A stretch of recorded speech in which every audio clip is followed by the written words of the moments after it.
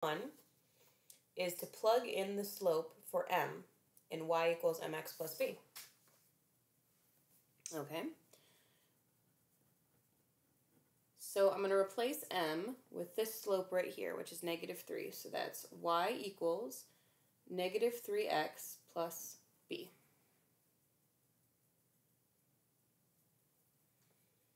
All right.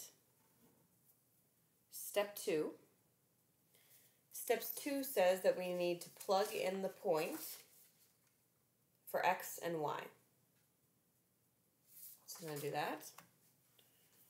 So let's see, here's my x, here's my y, so that's 4 equals -3 times -5 plus b. So that's 4 equals +15 plus b.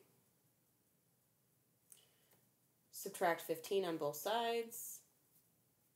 This is, I guess, step 3, which is solving for b. And you end up with -11 equals b. So now I know what b is, and I know what m is. So now for my final step, I'm going to write out the equation, except for I'm going to put in -3 in for m, and -11 in for b. You could also just say -11 for that one, and that would work just fine too. Alright, so the equation of a line, a straight line, is like a relationship between x and y for a whole bunch of points. There's an infinite number of points on a line. And any point that is on this line, you'd be able to plug in for x and y, and it would work. As in, like, this number on the left side would be equal to that math on the right side.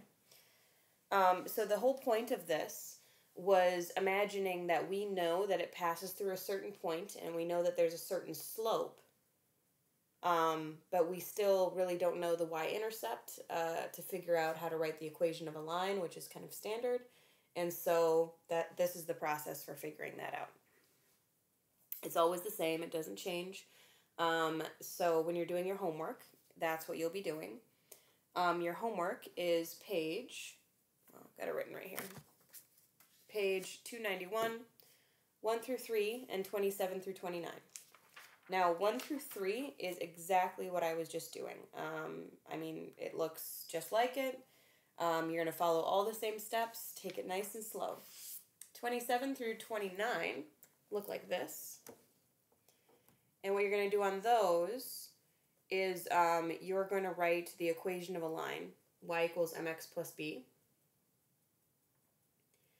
And you don't have to do all the steps that we just did. I realize that it's telling you a slope and a point, which makes you want to think, ooh, let's do all the steps we just did. But remember, for a y equals mx plus b equation, for a line, all you need to know is the slope and the y-intercept. And we can see the y-intercept. We can see where it goes through.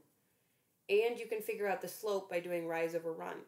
So you actually don't have to use a slope and a y-intercept in that way. You can just, by using it like we just did with the steps, you can just look at the picture and figure it out that way. If you want more practice doing the steps, do it that way, sure. But 27 and 29 shouldn't take too long.